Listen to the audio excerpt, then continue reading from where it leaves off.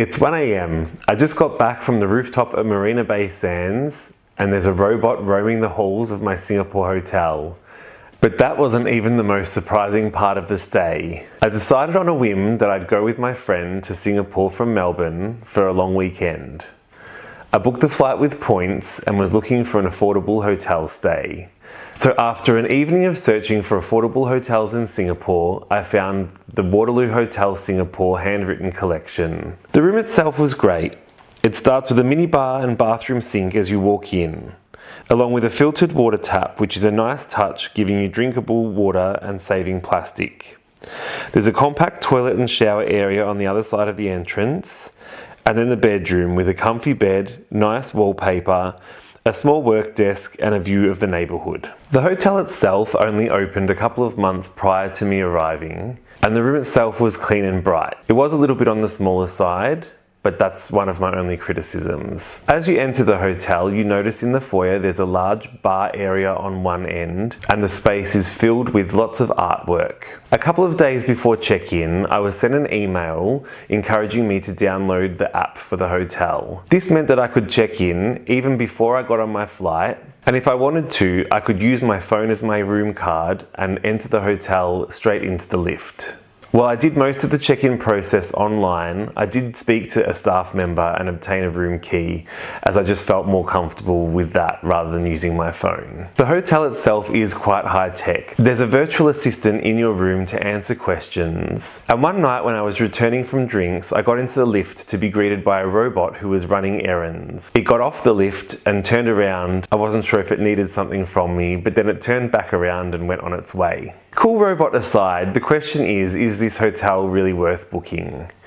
I paid about $200 a night, which doesn't usually get you very much in Singapore, but this room was small and mighty. It's close to lots of MRT stations. You're located near Bugis station, which connects you to Singapore Changi Airport, and there's also Basah and Bencoolen stations nearby on the yellow and blue lines. Dhoby Ghaut, which has 3 train lines running through it, is also about 11 minutes walk away. There's lots of sights to see in a walkable distance from the hotel. You can head to the City Hall area, Bugis malls and markets, Fort Canning Park for some nature, and Clarke Quay is just on the other side of Fort Canning Park. If you wanted to head further afield, there's also lots of sites a short MRT or grab away. Things like Lau Pa Sat and other hawker markets, the Chinatown area, and Marina Bay are all located close to the hotel. The pool at the hotel isn't a resort style pool.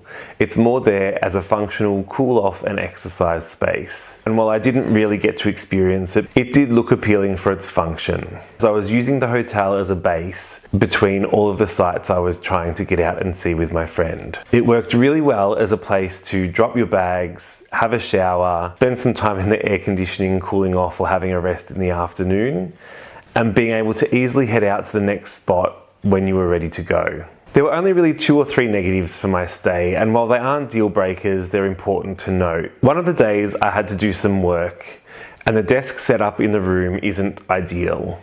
The desk is very small and really only has space for your laptop and your mouse.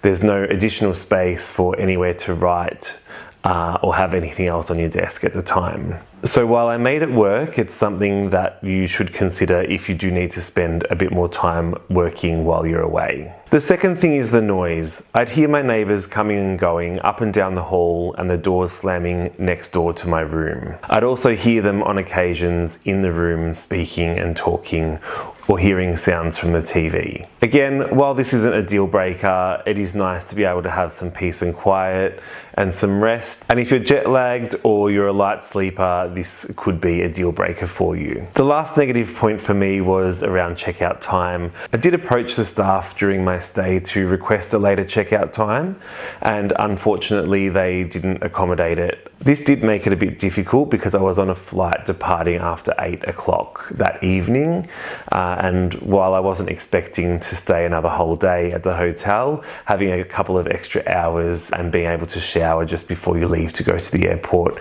is a nice plus, and it's just something I guess that I'll have to consider in future to either book another night somewhere or hopefully have lounge access at the airport. So while the Hotel Waterloo Singapore might not be the best if you're sensitive to noise or need to do a lot of remote work, it is a great place to base yourself if you're going to have a bit of a more active trip around Singapore and be out most of the time enjoying the sights and food and drinks that Singapore has to offer. The room is a bit on the smaller side, but it's clean, it's modern, and it's got everything you really need to make your trip to Singapore a good one. When I visited the hotel, I paid just over 800 Australian dollars for 4 nights. This represented pretty good value in Singapore overall. It worked out to be just over $200 a night, and searching for dates about a month from now for the same days, Wednesday to Sunday, you'd be looking at paying about $892 on booking.com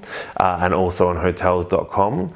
I'm also a member of hotels.com, so at the moment they're offering some member pricing which is $792 for the 4 nights, so under $200 a night is very good value for Singapore, and I would snap this up in a heartbeat. If you're looking for a well-located hotel in Singapore that's not going to blow your budget, then I've linked this hotel in the description below. And if you found this useful, hit subscribe. I'm putting out more honest hotel reviews and travel guides just like this one.